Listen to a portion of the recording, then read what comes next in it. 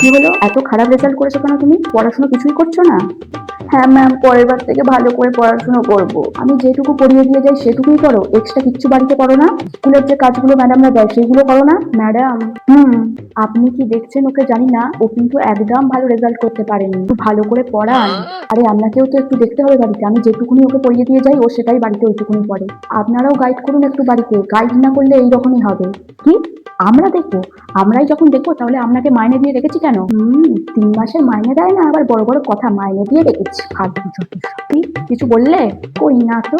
The next day. Madam, আমার রেজাল্টটা দেখুন, আমি কত ভালো রেজাল্ট করেছি, এই নিন। হ্যাঁ, বাহ, এবারে তো রেজাল্ট ভালো করেছো। দেখেছো তো, এবারে ভালো করে পরীক্ষা নিয়েছিলাম, সাজেশন দিয়েছিলাম, তাই এবারে রেজাল্টটা তুমি ভালো করেছো। ম্যাডাম, হ্যাঁ বলুন। মেয়ে তো রেজাল্ট ভালোই করেছে। আসলে না, এবারে আমি ওর পেছনে অনেক খেটেছি, খুব ভালো করে ওকে দেখেছি তো, খুব ভালো করে ওকে পড়িয়েছি, আর পড়াতেও বসিয়েছিলাম প্রত্যেকদিন, ওই জন্যই মেয়ে ভালো রেজাল্ট করেছে। বাবা রে বাবা, রেজাল্ট ভালো করলেই সব ক্রেডিট বাবা মায়ের স্টুডেন্টদের, আর রেজাল্ট খারাপ হলেই সব ক্রেডিট হলো প্রাইভেট টিউটরের। বাহ।